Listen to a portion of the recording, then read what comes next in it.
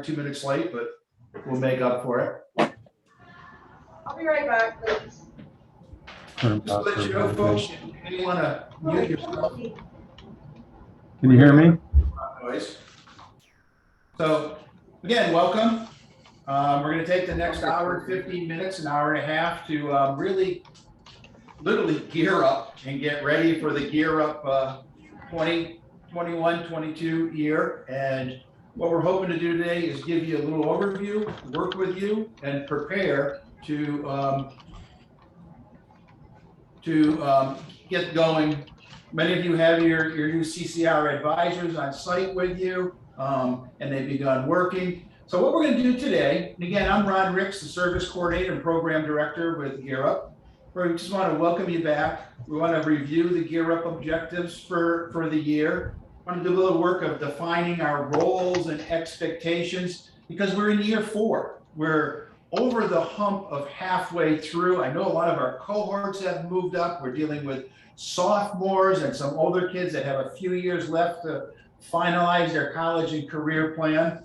Then we want to do is share a little bit with you of what are your best practices. And the whole goal today is to share and steal from each other our best practices and evolve those into your next practices as to what are you going to do differently this year than you've done in the past to grow your program and start embedding the components so they become institutionalized. We're going to review our service components. We're going to highlight some of the upcoming events. Screenshot. And then we're going to spend the rest wrapping up with the names of the current MV283 holders. All right, so. Can you find it where, can you search for me or something? Brandon, List if you of drivers. yourself, that would be helpful for us, please. And then we're going to spend the time, thank you, with their team planning. Sorry about that. I thought I did it earlier. Yeah, no problem.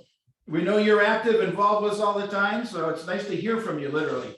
But I didn't mean for you to hear any of that. It was probably all inappropriate. My bad. No problem. We've all been in our schools, and the other ones are jealous that they got a little quiet time. So I'm just going to introduce ourselves here, and what I'd like you to do is, in using the chat feature, introduce yourself, your school, and your role. Are you the principal, you're the liaison, assistant superintendent, just your name, school, and role. Like I said, I'm Ron Ricks, the program director. John, you want to? Yeah, John Rydell, Director of Programs and Online Content. And Judy, we have a special guest today that you're going to hear from. My name is Judy Kim. I'm the external evaluator for the SPR program. And Judy's going to have a component of the session today, sharing a little bit of what we've learned in the first 4 years, where some of our strengths are, and some areas that we'll target with our new planning. And now I want to turn it over to our Vice President, Tara. Thank you. Hello, everyone, and thank you for joining us. My name is Tara Smith, and I'm actually know many of you already because I've been with CFES for many years, but excited to be involved in the Gear Up project with all of you, and really happy to have you all gathered, although we would have preferred it in person. We appreciate you spending some time with us this afternoon. So a little bit about Ron did a nice job with providing an overview for what the next hour plus will entail. Really, this is an opportunity to focus in on CFES Gear Up goals and objectives. We realize that you are all really just now settling into the school year, and hopefully we've given you enough time to do that before we force you to think about the partnership. But when we look at CFES and our mission and our vision and how it aligns with Gear Up, we are completely seeing the alignment and the success that you're all having in your schools for this cohort of students. But just to kind of rewind it a little bit as a refresher, everything that we do at CFES Brilliant Pathways is to help our students become college and career ready, and that has been our mission and our vision for the last 30 plus years. We don't waver from that vision or that mission, which is why when we wrote the Gear Up grant, it made so much sense, because the Gear Up grant is intended to increase college readiness and build a college going culture. in our service areas, which are your 7 school districts. So even though we talk about Gear Up as this very specific project, a very specific cohort of students, it's very much kind of braided into the CFES vision and what we hope for our rural students in this region. Many of you are already familiar with the framework that we use at CFES Brilliant Pathways. These are our core practices. And I wanted to, again, kind of bring them to the surface, because I feel like with all that we are talking about around Gear Up and the objectives and the data and the finances, sometimes we can lose focus on really what is at the core or at the heart of what we do. Ultimately, as I said, is our goal is to support your students in becoming ready for their futures. And we do this through the core practices that CFES has kind of designed and have built and strengthened throughout the years. Oops, sorry. And so, as I said, these completely, with the Gear Up objectives, the 5 goals that we focus on under the grant are basically what we're doing is we're meeting these objectives through mentoring, through pathway knowledge, through career exposure, through essential skill development.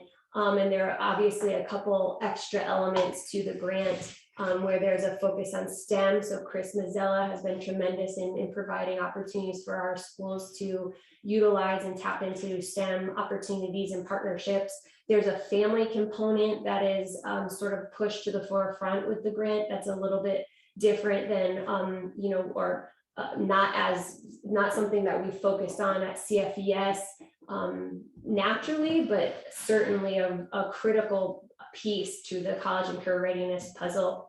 But here in front of you are just a refresher of the Gear Up grant objectives that we'll talk more specifically about in terms of how we're reporting on this and where we are in meeting these objectives as we enter year 4 of our grant project. So a little bit about our roles. We have a robust staff that is supporting each of our school districts in meeting our grant objectives through the lens of CFES Brilliant Pathways. You have each of our schools is assigned a program director. Hopefully you know who that person is. I am the program director at Crown Point and also Willsboro.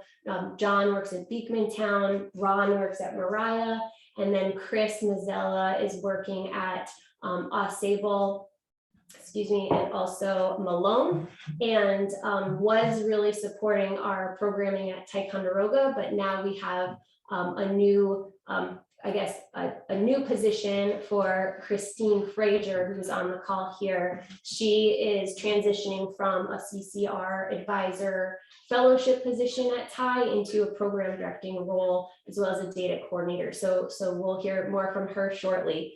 Congratulations, Christine. I'm excited for your new role and how it's going to help out all of our schools. So Absolutely. Congratulations.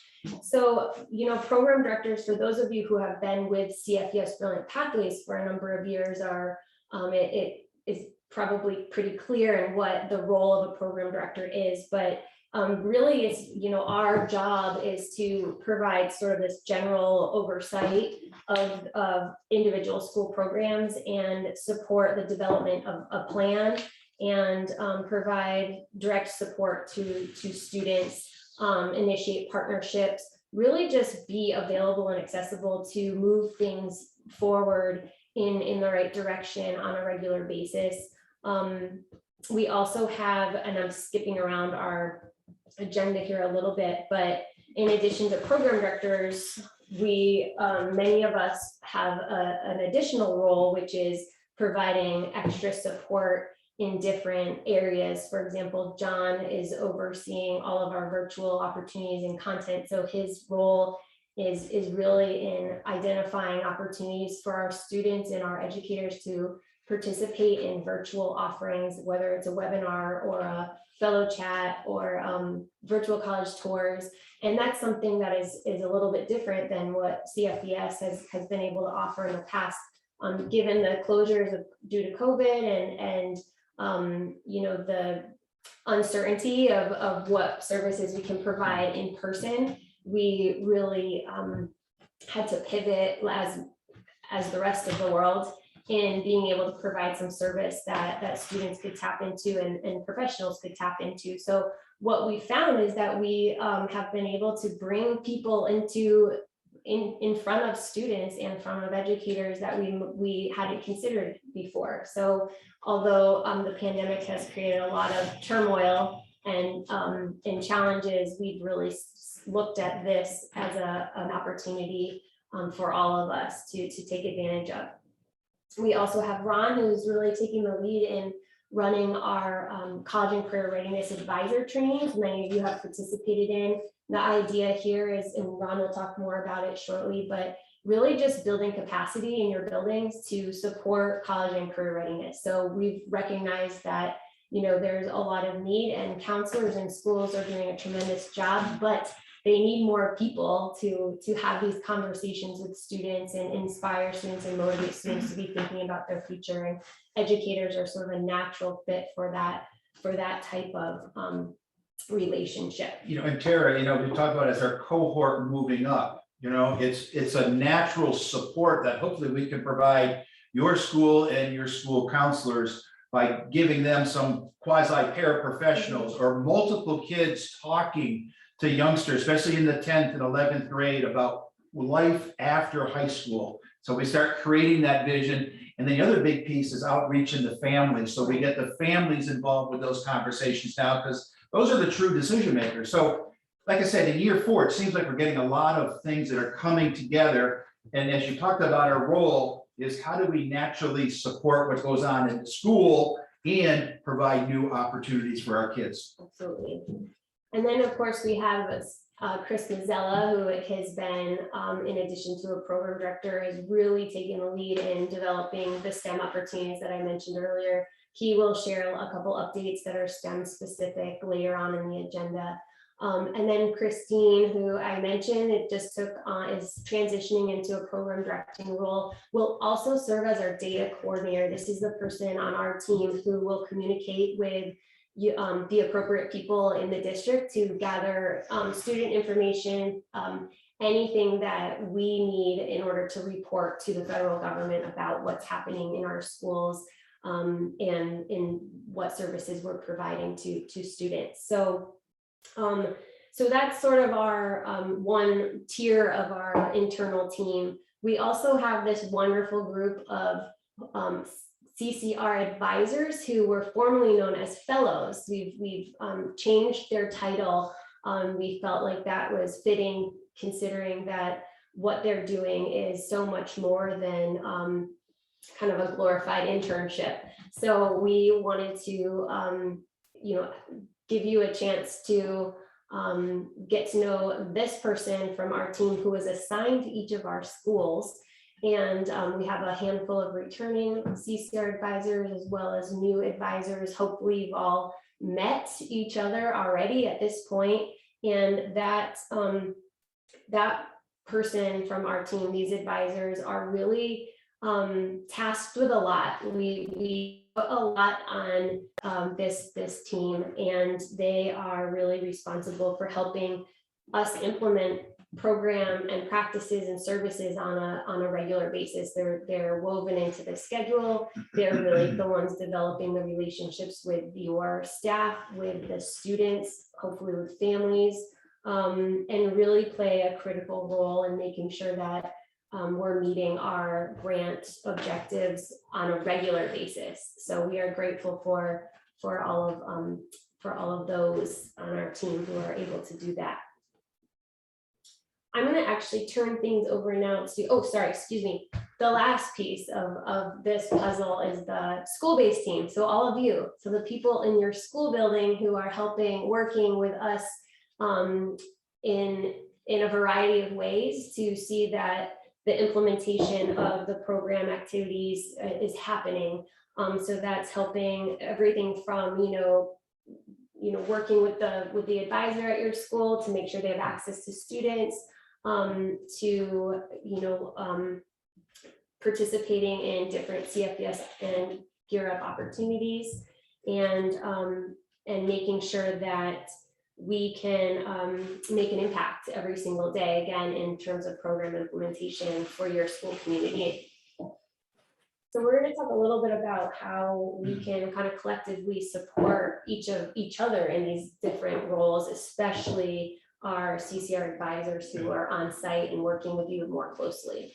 And I'm going to ask the advisors to jump in and share a little bit. This year we're so fortunate. We have half of them are returnees. Some are into their third year, never mind their second, and we have some from first year ones. And it's kind of neat because at CFES, we're trying to practice what we preach. We do a lot of mentoring and networking with the CCR advisors among themselves, with their program directors. And I'm real excited about the transition from being a CFES fellow or a Gear Up fellow to a CCR advisor. And I hope that, I know we have administrators, hi Allison, Brandon, we've got folks in their schools. It's a two-way street. You use them to strengthen and support initiatives that you've already have going, that they can stretch a little bit to college and career readiness for kids.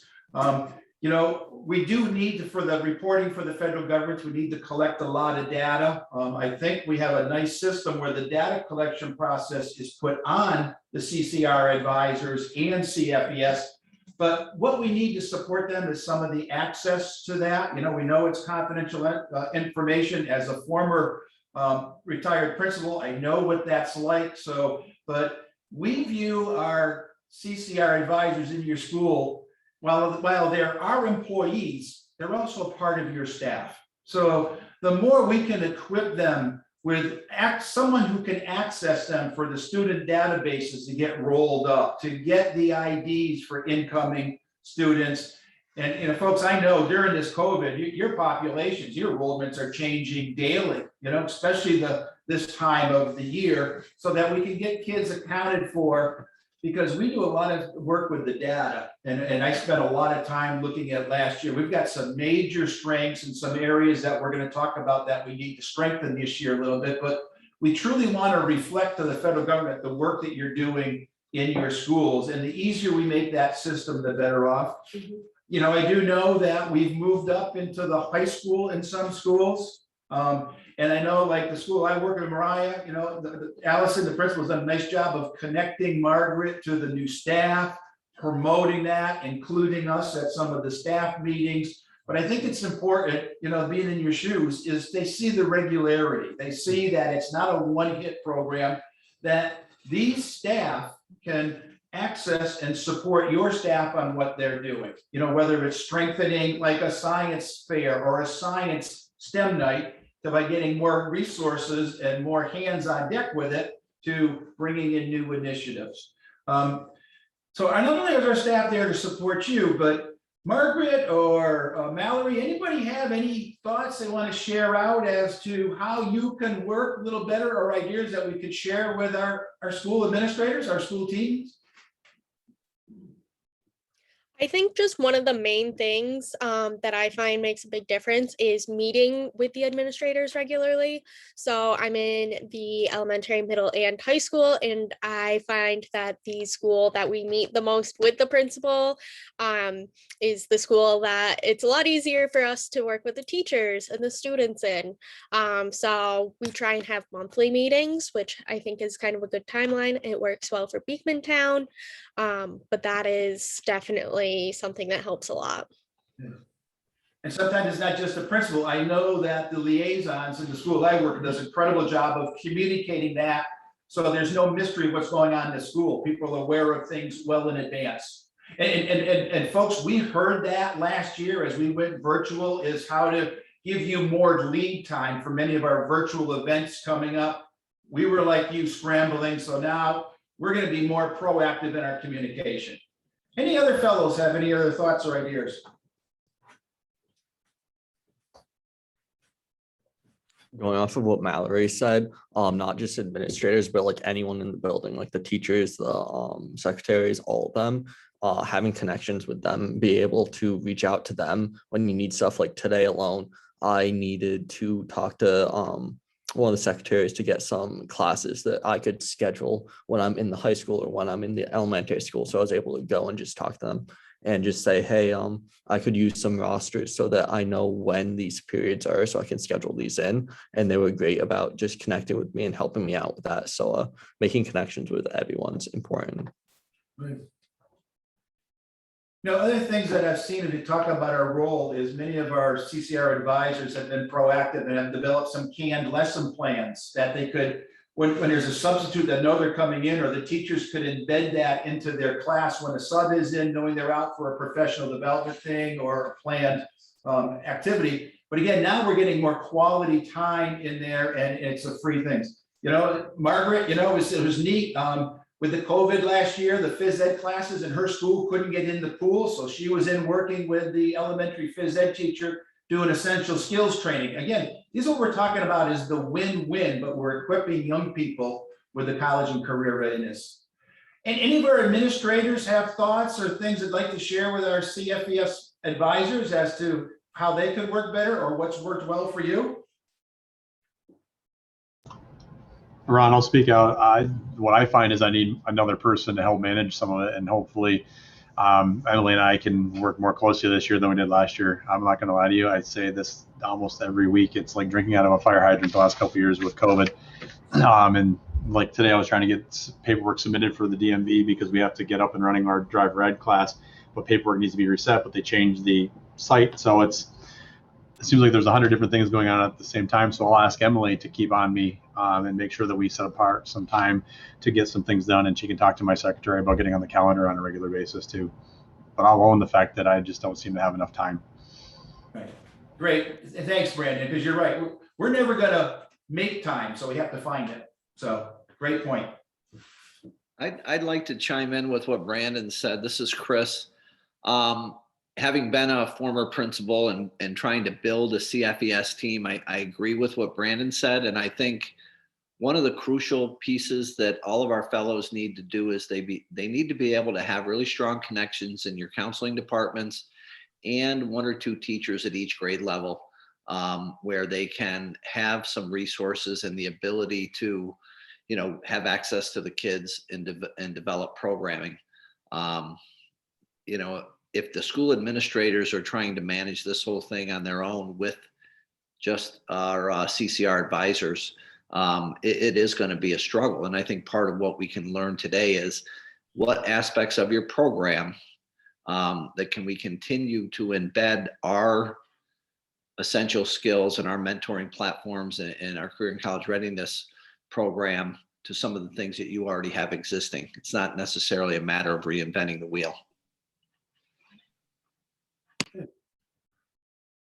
Well, thanks, folks. You know, and just to piggyback on what Brandon and Chris said, you know, I think it's critical to expand our role with the school counselors at this time as a supportive one. I'm being very selfish. You know, the schools I work at, I really want to kick ass when these current 10th graders graduate in 3 years. I want to see some great data, but more importantly, I want to see some families' life trajectories change because of opportunities your school provided. So I think now's the time to kick that in gear. And I know I can speak for myself and CFES PDs. We're committed to making that happen in the next 3 years. So just because it's good for the kids, it's good for the schools, and it's really what our heart and soul is about. So thank you for sharing that. I appreciate the conversations on the roles of our new advisors, our school staff, and our administrators. And yeah, like Brandon said, we're drinking from the fire hose every day, and then we don't know what the hose is going to look like next week. So thank you. And I think just to echo what Ron is saying, you know, we all play a significant role in making this partnership work and work effectively. And, you know, we want to continue to collaborate in the best way that we can to ensure that we are helping students. That's at the heart of what we do. And one of our extended team members is Dr. Judy Kim, who we're really excited to have with us. here in Essex today. And Judy has been instrumental in kind of keeping us, guiding us and consulting us along the way in a variety of ways. And now that we're entering year 4 of this grant, this is a good time to talk a little bit about where we are in terms of data and reporting and where we need to land. So I'm gonna turn things over to Judy to walk us through that conversation.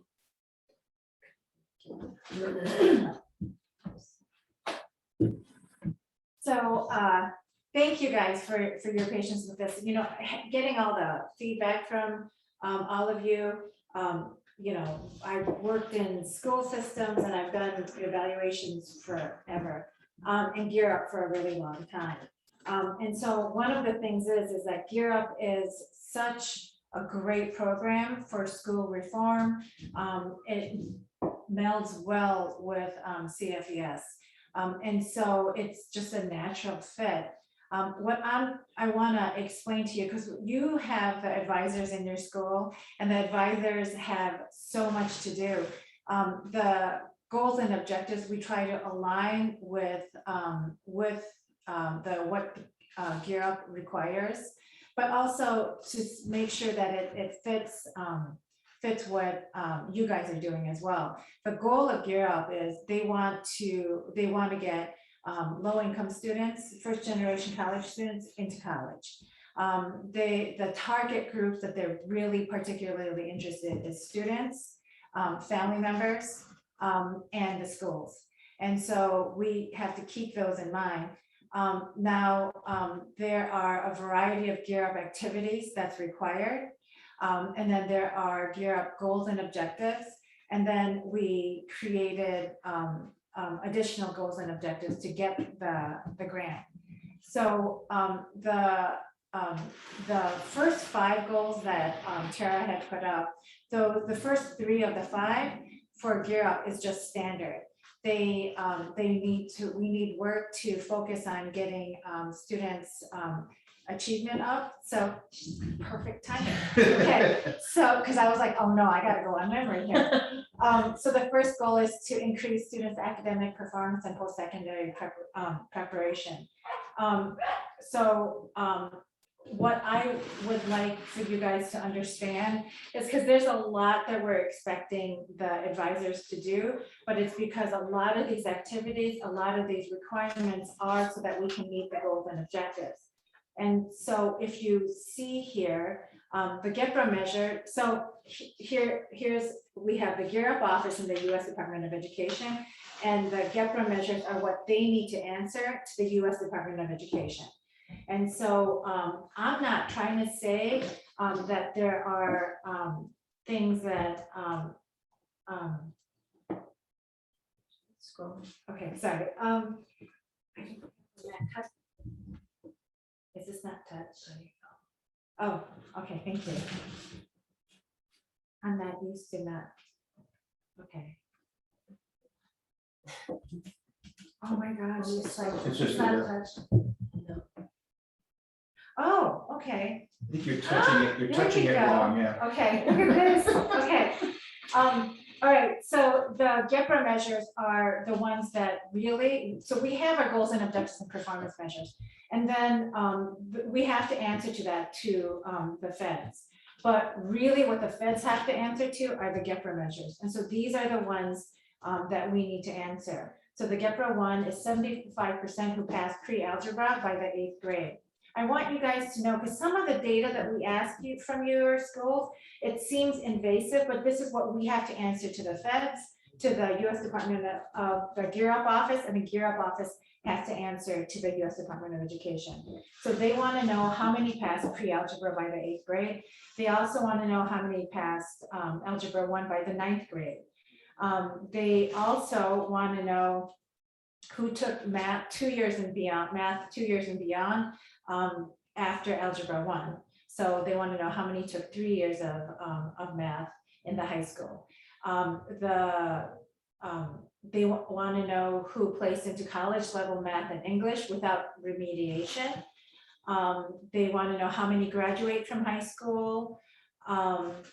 who are on track every year to finish high school in 4 years, who have, interestingly, who have just taken ACT or SAT by the 11th grade, who have filed for FAFSA, who have enrolled in a higher education.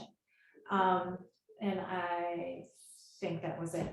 So the rest, there's a lot of our, I lost track. Okay, a lot of our the performance measures, all of that kind of feeds into what we what our goals and objectives and performance measures, how it's broken down.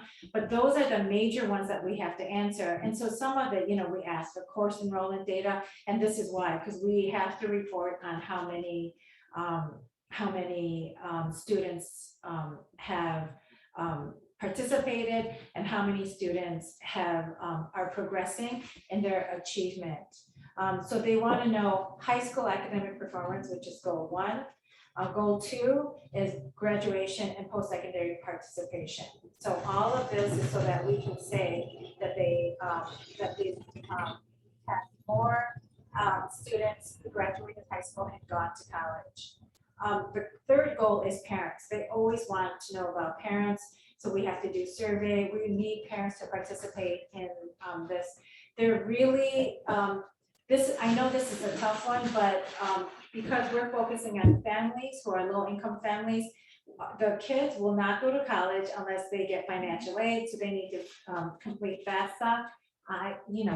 That's a hard thing, but then that's other additional work as our kids get into junior, senior year that we're going to need the advisors to hold the family's hands and help complete that. Now, I'm not trying to minimize goal 4 and 5, but these are ones that were in the competition at the time. And so they were interested in STEM, which is, they're always interested in STEM, which feeds into the students' academic achievement. So STEM is fabulous. And civic education is the last one. And so speaking of like drinking from a fire hose, if we need to prioritize, we need to prioritize the GEPRA. And so we need to prioritize achievement and financial aid for the families.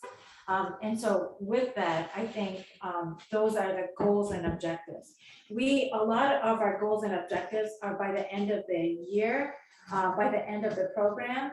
And so we have a lot of, it was tactical on the grant writer's purpose to make sure that it is at the end of the project, so we don't have to report every year because, as you know, progress every year could change. And so we are progressing in every area. But I wanted also to show you, the services, the Gear Up services that we have to report on. So again, this is another, it's just as important as the GEPRA measures because they want to know how many how many students, how many parents that we have served unduplicated numbers. And so they want to know what percentage of the ones that we are saying cohort-wide have participated, as well as parents. Those are key. The difficulty is that we have, I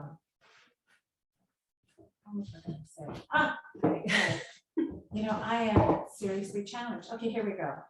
So what I wanted to show you was that these are the categories all the way on the left. I don't know if we can send this to you at some point, if I can ever figure this out. So there are service, APR is the annual performance report that we have to provide every year. And so there are, this is for students, and there are, what is this, 8 service categories we need to report on. College visits, college student shadowing, comprehensive mentoring, counseling, advising, academic planning, and career counseling, educational field trips, financial aid counseling and advising, job site visit, job shadowing, rigorous academic curricula, summer programming, and tutoring, homework assistance. And then they've got this larger workshop category. But some of this stuff, I'd like you to see. The first square here was the first year. The yellow is the ones that are, I just highlighted, were under 5% served. The first year is okay, because they just assume that, that the first year isn't, a lot isn't going to happen with startup. This was the second year here. And so there were some more yellows and then this was the third year. Unfortunately, COVID hit, fortunately or unfortunately, because I think the CFES Brilliant Pathways the team here was great in like immediately starting up online programs. And so I evaluate other Gear Up programs, and I'm telling you, there were a lot more zeros. So I wanted to show you that some of this was this last year. These are the numbers we have to report on. Over here in the last category is we actually report on the overall Gear Up averages. But if you'll see some of these, it's pretty consistent what some of the zeros were. And a lot of them were summer programs, and we couldn't do summer programs. A lot of them were like field trips, we couldn't do field trips. But there was a lot that they were able to do with like counseling, career, academic planning and counseling, the virtual college visits, the financial aid. And I think there was a lot of schools that were really good with the online tutoring. So what we would like for this year, for this coming year, which would be the fourth year, is less of the yellow, less of the 0%, because I think, you guys have been able to, CFES Brilliant Pathways has been able to like pivot and create things along the way.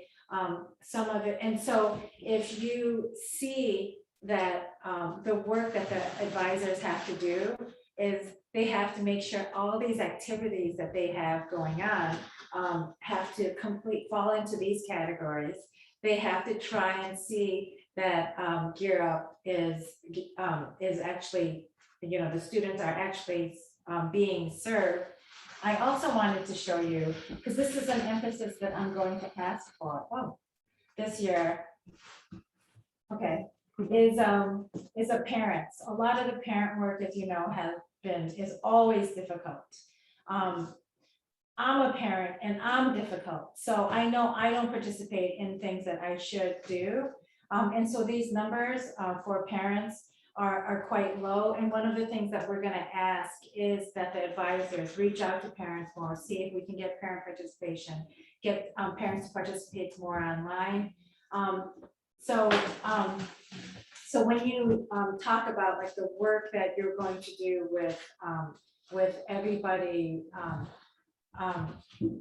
that reach out to the schools, reach out to the administrators, with the guidance counselors. I think the bigger support that you have for the advisors is going to facilitate their job making easier. I wanted you, so I can give you more information as we progress on where we are and how much work we do. But I wanted you guys to see how much the advisors actually have to do in all their work and their commitment. And we can emphasize a lot of things for your schools, for the needs of Brilliant Pathways, but also keep in mind that we have to answer to the feds.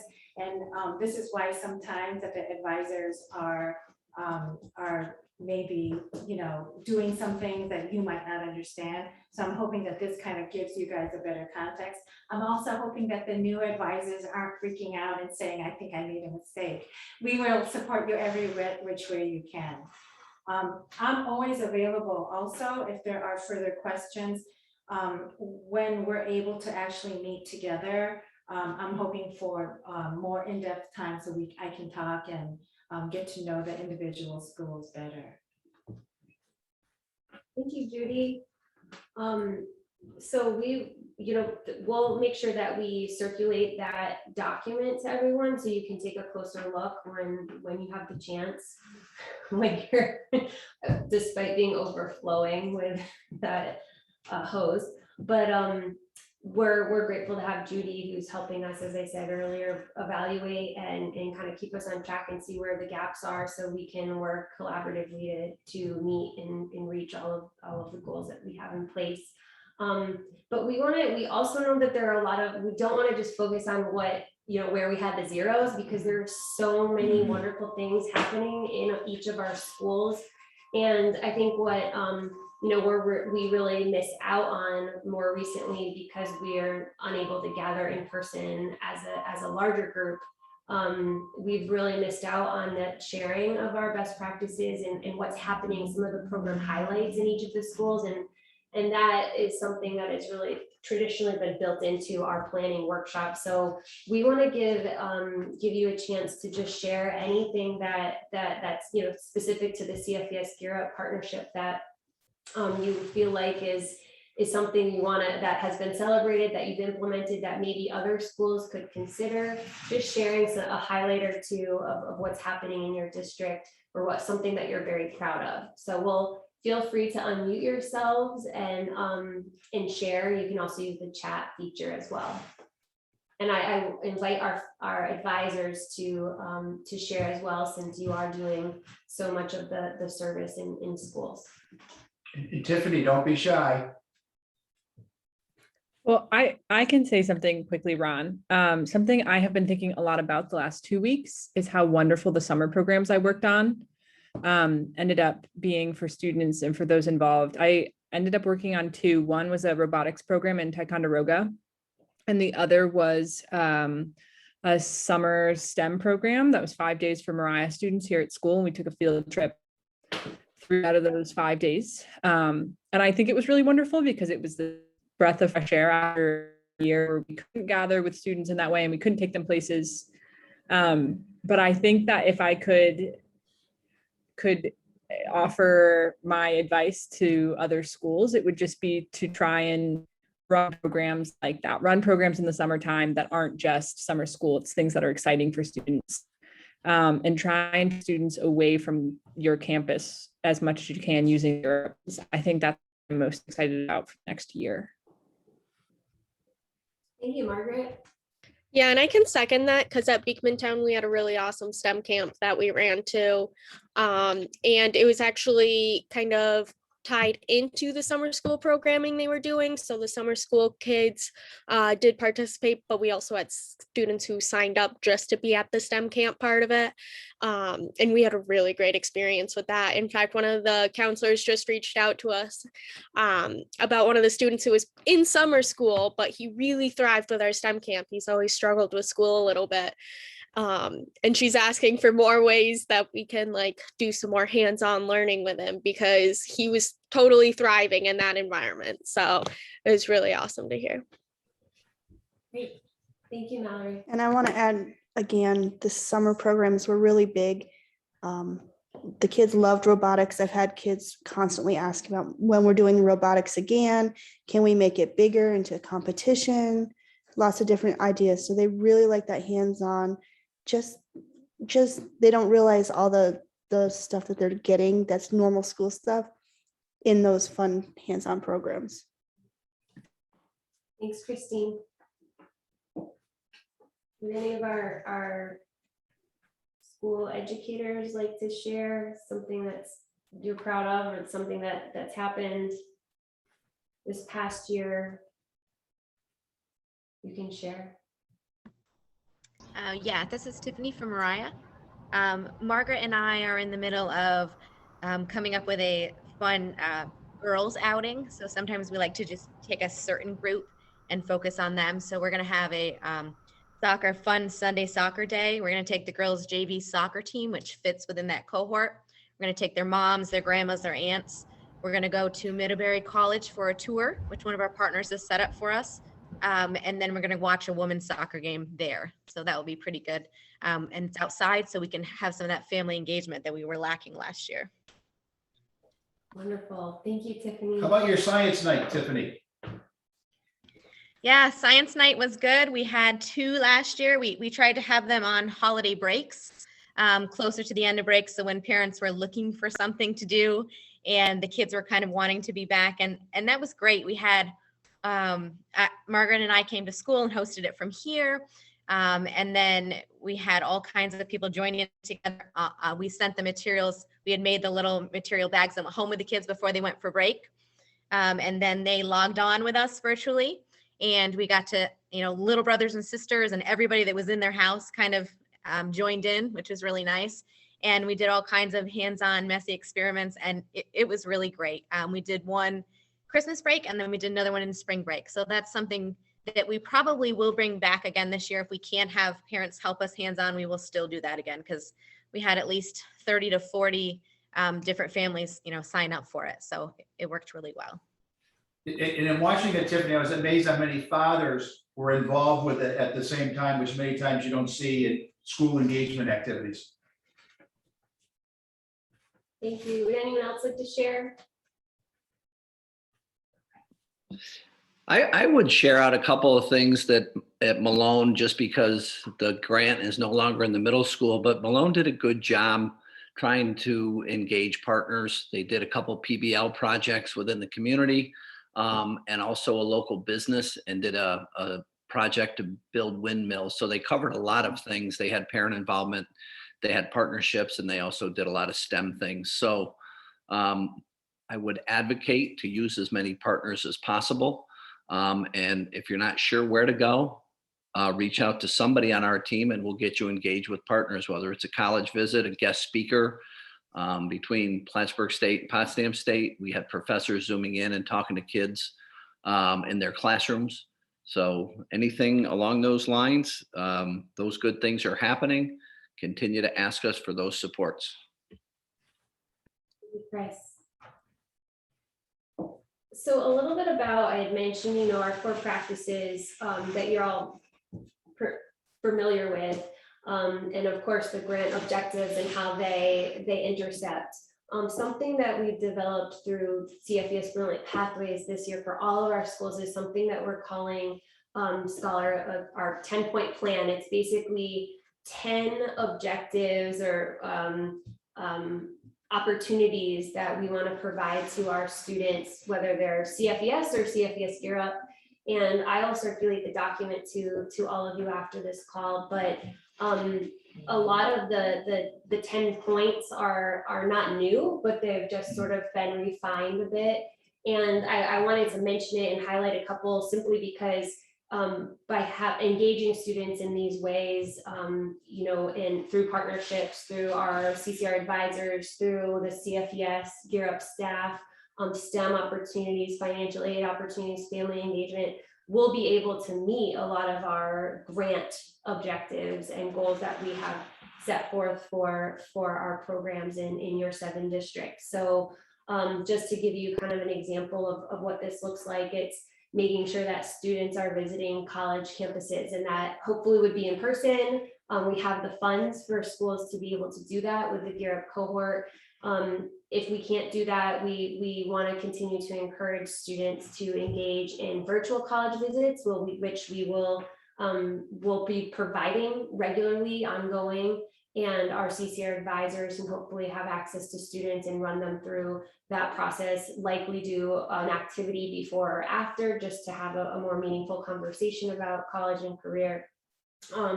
We want to be more, I guess, purposeful in how our students are interacting with their peers. So for example, in our schools where there's a very specific cohort this going into year 4, it's grades 4 through 10. That means that students on either end might not be experiencing the same things, or the students in 6th grade are experiencing something through the Gear Up project and the students in 4th grade are not. So we want to make a point of helping our scholars in their experiences be able to teach what they're learning to their younger peers in whatever format. It might be through peer mentoring, it might be a little presentation, it might be some sort of event where they have a station set up and they can learn from one another. And that's a really important piece, I think, in just building that college and career culture, even though we have a very specific cohort that we're following for the next couple of years. We want to continue to have students, scholars learning how to pay for college. And in addition to that, be able to share these strategies and ideas with families. And that gets to the importance of financial literacy as it relates to, you know, preparing students for their future, but having parents, families be part of those conversations is equally as important. We'll still want students to develop the essential skills, but we're going to be, you know, as our cohort ages up, we want to make sure that those essential skills are really connected to, and relevant, you know, in our conversations of how they can be transferred and translated into their real life situations, specifically in post-secondary and in careers and life in general. And then we're, you know, although the Gear Up grant itself is really hyper-focused on post-secondary pathways, you know, at CFES, we know that that's not the end point for our students. And many of our students are actually, we want to make sure that they're prepared for jobs of the future, entering the workforce and being successful there. So, you know, through CFES, we want to make sure that scholars are understanding the jobs of today and the future, and identifying good fit jobs for themselves. And I think that that will really guide conversations in what their post-secondary plans look like. If we can almost start backwards and look at, hey, what are you interested in? How does that translate into a potential career field? Then it might become a little bit more clear about what steps they have to make or take to get to that point. So those are just a couple highlights of this 10-point plan that again, you'll be hearing more about, and that our CCR advisors and our CFES program directors will be continuing to you know, work through in schools in front of students throughout the rest of the year. Ron, I'm going to turn it over to you to talk a little bit about the family engagement piece and how important that is. Great. If you stop sharing, I'm going to share a screen. Yeah, I want to spend a little bit of time, you know, like Judy showed earlier about family engagement. You know, it's an area that, especially during COVID, was a struggle, and it's a challenge. And I'm hoping to have you think a little bit differently about the continuum of family engagement. Just because of time's sake, I'm going to blow through like a little activity we're going to do, but I'd like you to think about family engagement, parent engagement is, I don't believe having an open, a presentation on a Thursday night from 7 to 9 is going to get the parents there anymore, because I think we need to get into where they naturally live, what they naturally do. And if we look at communicating with parents, we look at getting their active participation and then creating the partnerships with them. And we do know that one of the major deciding factors of a kid's post-secondary decision comes from the family. So we need to strengthen that coming in. So I want you to think about family engagement as a continuum from low engagement to high engagement. There's not one event, you know. Simple family engagement is reading what you send home. The higher end engagement is serving on your school improvement board, setting policies with the school, serving on, and they go everywhere in between. So what I'm going to do is show you a whole bunch of pictures, and I'm going to ask you, if you're not showing your picture, to unmute yourself and just give a number of 1 to 5, with 1 being low, 5 being high, as to where you think it falls within the family engagement.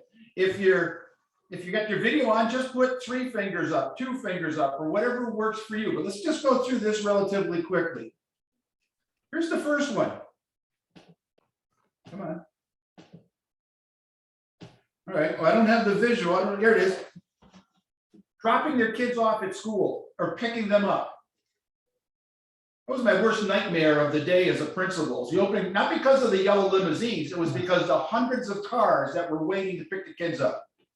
Where's that fall in a continuum? Is it low engagement or is it high engagement? 3. I'm going 4. I see 3. I see through. Unmute yourself. Okay. They're doing it every day.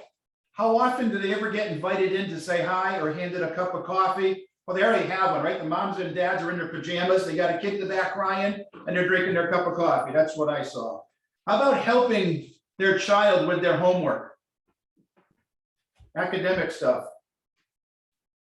I got it up in the higher end, 4 I'm seeing a lot, 4 or 5. How about enrolling and making sure their child takes the college PSATs with the college board? Is that high or is that low? For college and career, I'm putting that very high. We got a cohort now that I'll be looking at that. Just talking about their kids. How was school? What'd you do? You know where I stole this from is grandparents. Because you know what, my kids, how was school? Good. What'd you do? Nothing. Right? I used to tell my parents that if your kid comes home every day and says they did nothing in school, don't send them after 5 days. We're wasting their time. But what does grandma and grandpa do? Come on, you did something. Tell me about your science. They ask that follow-up question. And you can see some of the tools that we used at Mariah, the family engagement sheet, was after giving some activities, some prompting questions to get the kids dialoguing with their families about it. So get those conversations going. Prepare the kids to do it. Serving on the advisory council for the CFES GU Up. Okay. Now they're on the upper end. They're dealing with, even though they're not directly helping their kids, but they're setting policy. They're making program decisions, just like being on your school board. How about attending a child's musical play or an after-school athletic event, a dance program? Let me ask all the administrators and school people here, how many events do you have where the kids are on stage or the center of the production and you have a full house? And then what's it like when you have a financial aid night for the whole senior class? Put their kids, perform, get them in. That brings the parents in. Please think about they're already naturally coming into your building. Think about having our CCI advisors out there disseminating some information, being available to ask questions, to engage with them as they're coming and going. It's a nice way to meet them where they already are. You talked about the buses, or the drop off. Have the CCR advisors out there talking to people, giving some updates. I never missed bus duty as a principal because I got to see what every kid looked like walking in, but I also got to say hi to so many moms and dads. I didn't even know who they were, but thank God their kid was getting out of the car so I can call them by what I thought was their last name. Signing of a permission slip to go on, for example, a college visit. Where do you have that? I got in the 3-ish range because they're giving permission for their kid to engage in some newer activity. Okay. Back to school night, showing up for back to school night. I'm going to put that for me up in the 4 or 5 because now they're giving up their time, they're giving up their night to come to our program because they're hoping it benefits their kids. Same thing with parent teachers. Again, here's another night to use your CCR advisors to do some dissemination. Okay, I'm just going to show you some other examples of having our advisors setting up job shadows for the kids to spend the day working with mom or dad wherever they are, whether it's out on the farm, whether it's in a warehouse, or whether it's delivering for the US Postal Service or whatever, but they're getting introductions to see what mom and dad really do. Because we're going to work on introducing them to other ones. Here's what I learned. Tiffany, I give you so much credit. You're taking the soccer team with the parents and aunts and uncles, which are now involved in it, over to Middlebury College. So they get to see it. We've got a family engagement. How many of our parents have never stepped foot on a college campus? Even though there's one in their town, they drive right by Plattsburgh State all the time, but they never step on it. We need chaperones for our field trips. What a great way to use parents, and they're free. One of the things we did when we did our college visits when I was a middle school principal, we took parents all the time, and they got there. Some of them had little strollers with the babies, and they would take off, and we'd have the financial aid people talk to them while their kids are eating in the cafeteria and checking out dorm rooms. Different needs for different folks, but we got them there. Bring them in as guest speakers. You see the range I'm going. Now they're sharing their occupation, their businesses, their career to their kids' class. It could be your teacher's significant other or spouse or somebody coming in. And then here's another one, completing the FAFSA. I'm going to put that as a 6. Because if they don't complete the FAFSA, they're not getting financial aid. They need to know everything starts there. These are just my opinions, but see how I'm showing you the continuum of what may be some low engagement that by us adding an activity that they're naturally doing, like at a basketball game, at a dance presentation, at a drama show, and we add in an element to meet two needs at once, we get them walking through the door, we kick it up from a 3 to a 4. So that's how we'd like you to look at engagement. You know, one of the things that we've got coming up is our Colgate Cares Day, which we'll talk about. And we have for that, where kids will be interacting with mentors from Colgate Palmolive, talking about careers, talking about individuals' college and career pathways, sharing their scholar map with your students. We will have lessons prepared for you that the teachers can do before the sessions to get the kids wound up. And what we call a family engagement sheet, where the kids bring it home. It describes what their child experienced that day with a couple prompts for them to engage with their kids, put some notes on it and return it. So we got data collection, but more importantly, we got mom, dad, grandma, grandpa talking to their son or daughter about what they did at school. Boy, that beats I did nothing with nobody and I went nowhere, especially what those early adolescents tell us. So hopefully we take a look at parent engagement with a little bit different aspect as it's a continuum, and how do we strengthen a natural continuum. We'll be around to share those resources later. Just wanted to plant the seed with you.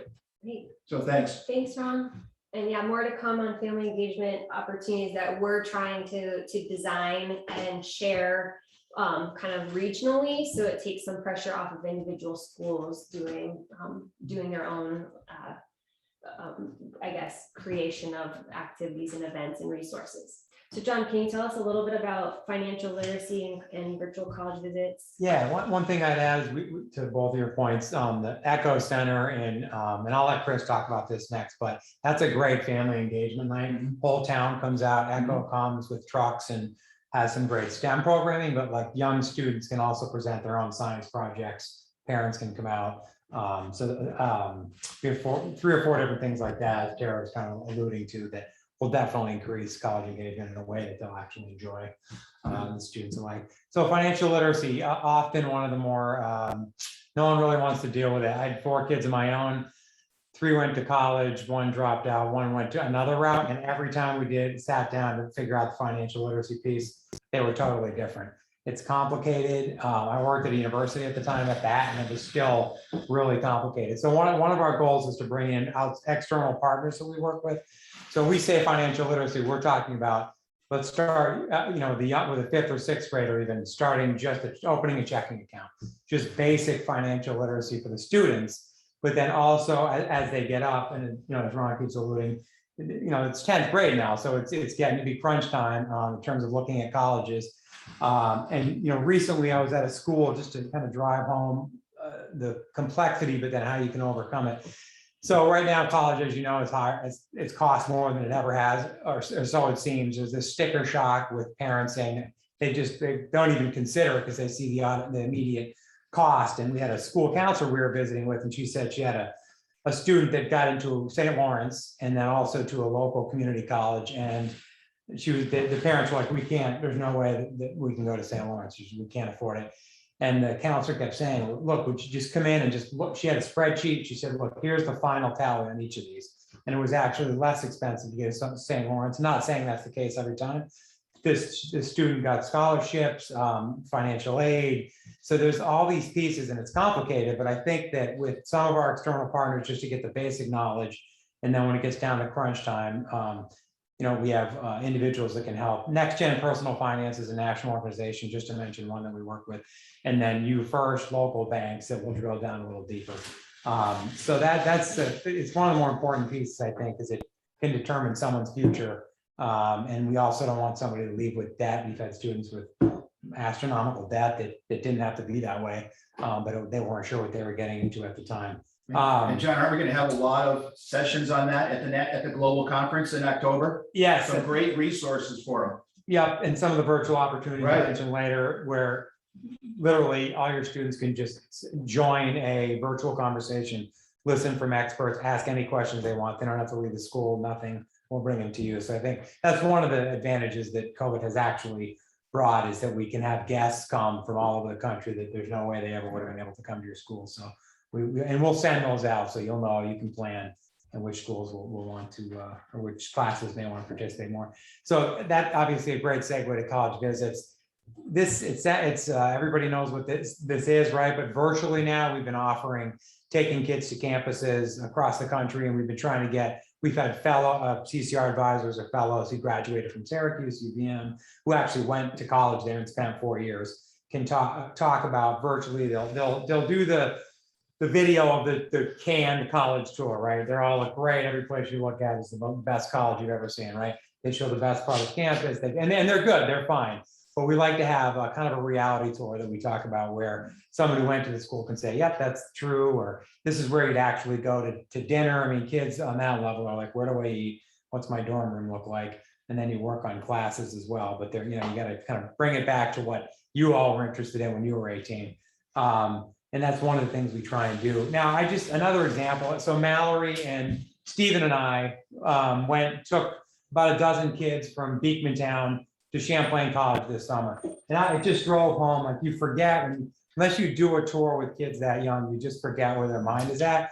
And these kids were blown away by the campus. They were walking around, and two of the kids who admittedly never really thought or considered about college, one of them was like, what do I have to do in my life to get to this place? Like, ready to do whatever it took. And then the admissions person there was like, you need to get B's, you need to be, you know, reeled off some things that they needed to do to get to college.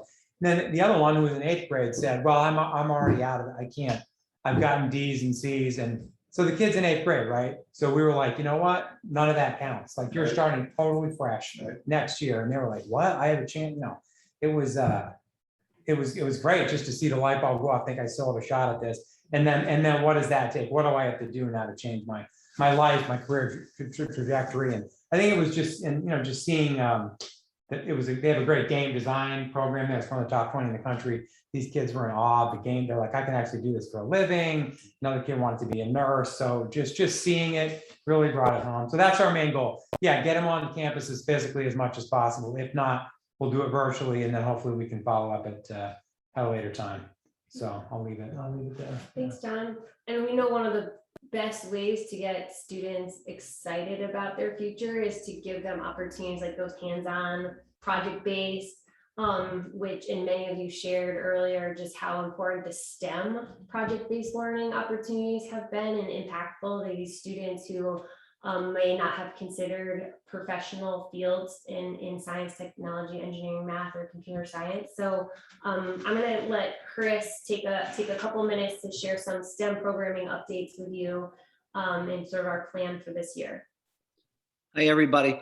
I'm going to kind of progress, you know, through the grade levels. Some of you who have only high school kids in your cohorts, you know, just be patient. But one of the things that I think, now that we are out of COVID, and I will be scheduling an elementary principals meeting within the next week or two, is to be able to access all the resources that we have right at CFES. Just to give you some examples, John mentioned ECHO. ECHO is a great partner. We have, many of our schools have already signed up for the STEM Festival night with ECHO, which is generally grades, you know, 4 through 8. But we certainly want the entire community engaged. We want to have our upperclassmen, for instance, at Beekmantown, they're going to be hosting this night. We want to have our kids in 9th and 10th grade, you know, be there to support and be there with kids. And even if they have an old science project that they've done, because they probably haven't done one yet this school year, maybe to bring it in and put it on display. So we're looking not only for just things to get students engaged at the younger age, but we want to tie in families. Another aspect that we have with ECHO has provided us sign out kits for teachers. And they're in grades, you know, basically 4 through 6 again, and they're big totes. They are hands-on 2 or 3 day lab activities. Some are waves, some are sound waves, some are astronomy and astrology. And the kids actually build it, and it's all self-directed exploratory learning. So the elementary school teachers don't need to be intimidated by the science. They can take the kit. We can engage our fellows to work with them, and you don't have to be a science expert, but it's an opportunity for kids to explore, and then also let our fellows come in and talk about potential careers in these particular areas. We have a lot of resources like that. We have laser kits, and certainly we have the traditional things that we have done in the past, where myself or our fellows will team up, we'll go to schools, we'll do some medical career exploration. We can bring in the pig lungs, and we'll talk about respiratory therapy. We'll bring in other activities, physical therapy activities, and talk about careers and some of the things that the students will need to do to get to those areas. Within the high school range, it is a struggle, and I was a former high school physics teacher. Certainly, high school teachers don't need me to show up and do a lesson that they're more than capable of doing. But what we are hoping is a couple of things. Engage our fellows in activities that you are doing. If you are doing extended labs, if you are doing maybe a research project. I know a couple local high schools have partnerships with the Miners Institute Research Center. If our fellows can be engaged in that, and then also talk about careers and give them some ideas on, what is a research scientist? Those are all kind of things, and I don't want to minimalize this, but those are things that we can get points on the board with STEM.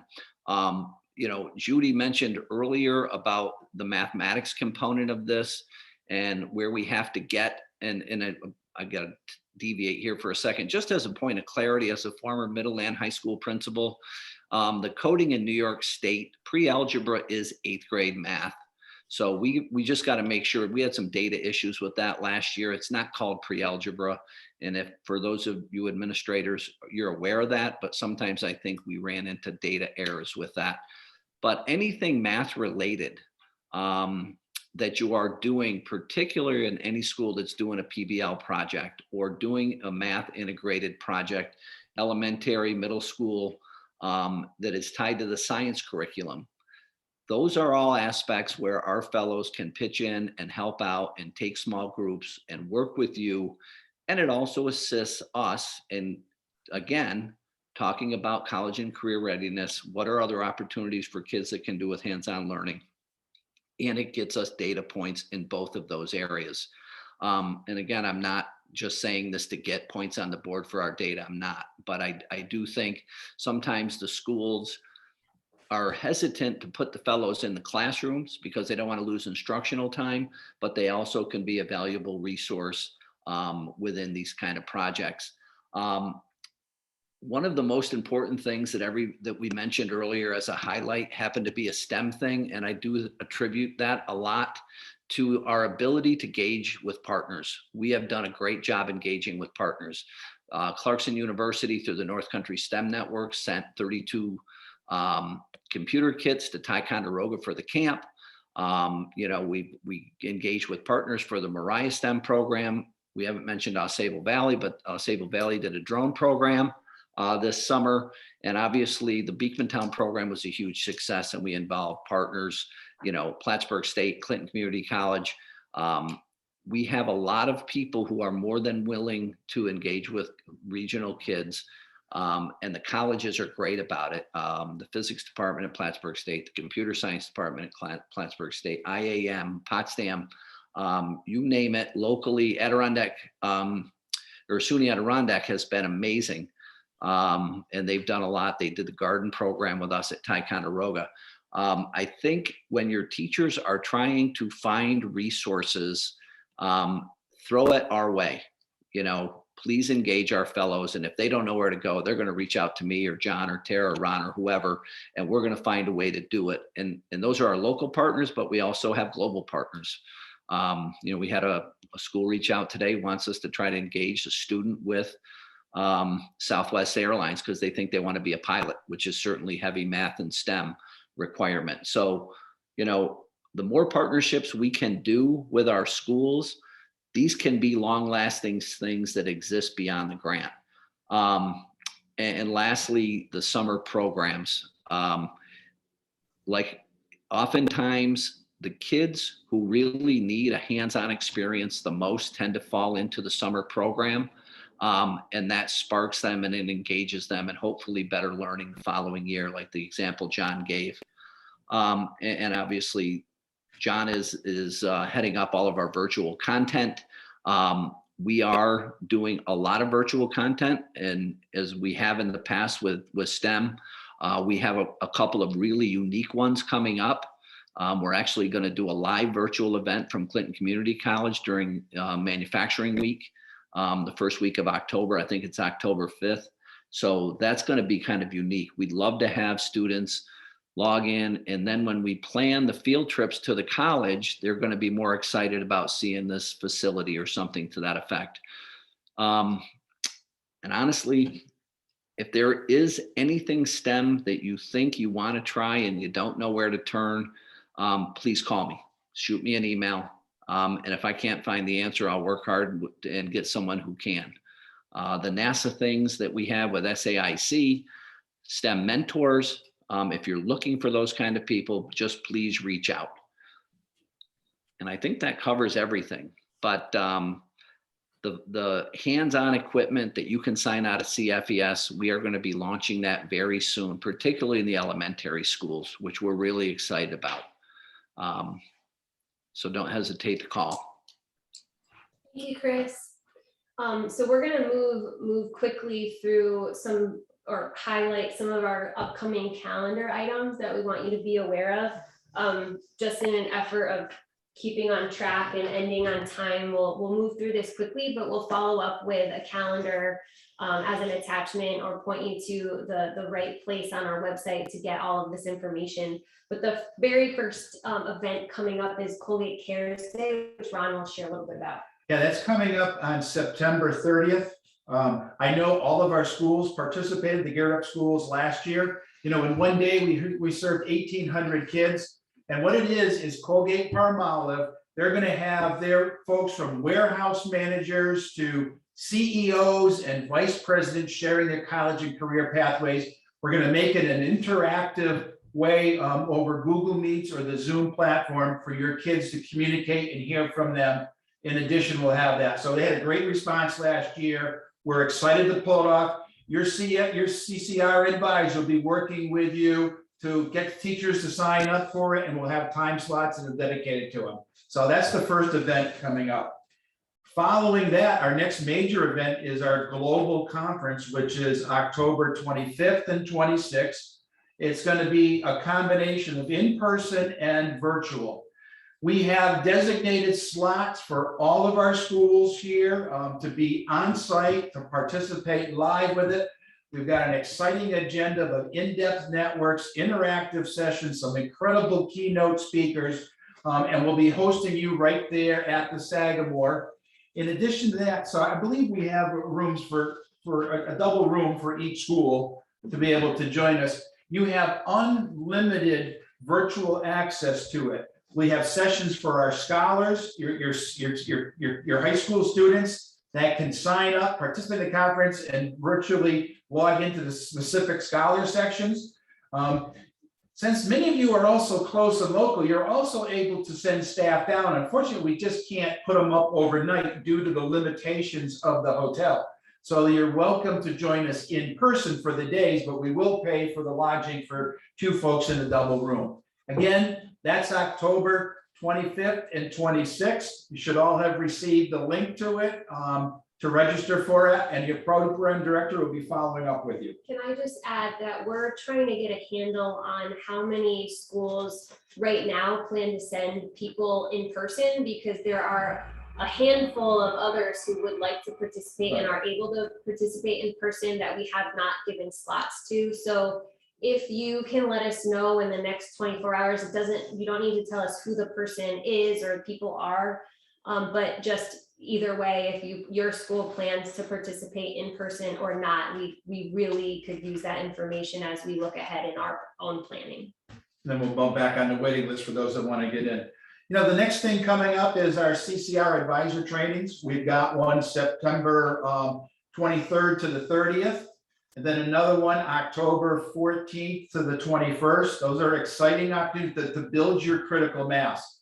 The one we're very excited about is we are doing CCR Advising 2.0. It's a booster, it's a more advanced training that's going to be in conjunction with the national conference. That'll be a virtual training.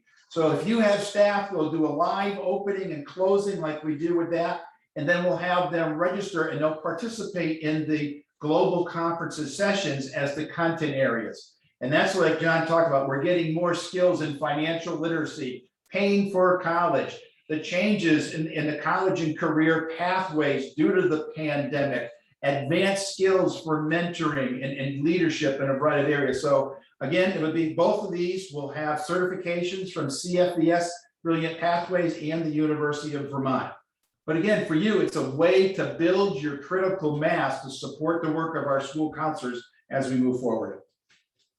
Thank you, Ron. John, you already touched on a couple of virtual opportunities. Do you have any? I won't spend much time. We're trying to break them into categories and to address all the issues that we just talked about: careers, financial literacy, college tours, STEM. And let me just, I'll say the first one kicks off on the 16th. One of the categories, diversity, equity, and inclusion. I feel like that's a really critical piece. We have 3 experts in that space from Boston University, UVM, and Ohio. This Thursday, we really think that's something that students would benefit greatly. And and a lot of that focus on first gen students. So first gen inner city looks different than first gen from rural areas, but we brought in experts that can talk to all 3 of those. So we think that's something that spread the word on that for sure. We'll record it, so if it doesn't fit with your class time, that would be, so you could watch it anytime and ideally make it part of your curriculum. Other than that, we'll send you weekly updates, 2 or 3 of these a week that you can choose from that you think fits your needs most. Thank you. And I'll just add that we recently gave our website a facelift, and the new site went live today. There are a couple of glitches I think we need to sort out, but it's there, and we are housing all of these virtual opportunities, both the promotion and the archive recordings here and on that website. So take a look at that when you have a moment, and that's where you can continue to access this area of our website to see what's there and what resources to tap into. A little bit about sort of these annual meetings that we have. Last year we implemented this idea of a town hall where we would gather school teams similar to this format. We're scaling back a little bit, and we have 4 dates on the calendar. I'll share those dates with you in an email so you have them. We'll also gather our advisory council. This is representatives of each school. A couple of parents are part of that, other members of our team and community. So we'll continue to look to build that committee, and their role is really to just support us in meeting our grant objectives. Early college awareness, college and career awareness week will take place for a week in March. More to come on that, but it's an opportunity for students in our cohort to participate both virtually and in person in college and career type activities for that week. Team meetings, this is really just where program directors and school teams and our CCR advisors should make some time a couple weeks throughout the year to just meet and look at that plan and make sure that everyone's on the same page and on track to completing plans that we'll be putting in place, earlier right now in this year. Chris, you shared a lot about STEM events that are happening. Anything you want to add? We only have a couple of minutes left here. I did forget 2 things. I put one in the chat. As we know, substitutes are extremely hard to find this year. Not asking that our fellows necessarily be subs, but if you are in a position where you can't find a science, math, or technology subs, which those are the most difficult to find, we could do some STEM activities with the fellows. And if you had to put a teaching assistant or somebody in there as an aide, we'd like to support that. The other thing is, in the spring, oftentimes of the upper grade levels, there are science fairs. We'd love to be part of a STEM night. Just before COVID, we had a great STEM night scheduled at Osable Valley with business partners and things that we brought in, as well as what the community at Osable Valley had. And then 3 days before that, we went out on COVID. So again, when those things are happening, let us know, and we'd love to partner with that. Thank you, Chris. And Christine, do you have anything you want to share regarding data? I know we're in the process of transitioning in a lot of ways, but do you have anything to add here? Just be on the lookout for some data requests. They're pretty common data requests, beginning of the year data type things that we ask for every year. Occasionally I'll ask for other things, making sure that we have all the students accounted for. Just kind of be on the lookout for those type of emails in the next week or so. Thanks, Christine. We're going to skip our activity. We did want to give school teams an opportunity to share anything that they might be planning or have already implemented so far this year. I know it's early on, but this is a chance to share if anyone would like, or any questions. And we're happy, our team's happy to stick around after 3:30 to field some questions or talk through any programming that you have. But if you have something to share, feel free to put it in the chat. I want to make sure that we're conscious of your time and we can wrap things up appropriately. So just a quick note about the planning, the actual planning document. This is a tool that we've always used. You're familiar with it if you were part of the team last year. This is a tool that we use just to sort of outline what the programs will look like over the course of the year. It's organic, it's intended to evolve, it's an internal document to kind of map out our goals and make sure that program directors, CCR advisors, and school-based teams are on the same page and we can support you appropriately. The planning tool, the document that we're asking you to complete and submit by October 11th is located in your shared Google Drive. So folder. So if you don't have access to that, let us know. We'll make sure that you can access that document. The idea is that we leave here today and you go back and find time with your school-based team, make time with program directors, either on site or virtually, whatever works, and look at that plan and kind of start to get some information on that document. Fun. Wow. Okay, we used up the whole hour and a half. I really want to thank folks for hanging in there, after school, the second week of school for many of you. So thanks for hanging, but we felt it was important to shift gears a little bit, catch your breath, and look forward to this year specifically as we pivot for the second half of this grant season. Where do we go from here? The first thing is, like Tara talked about, is to complete the plan.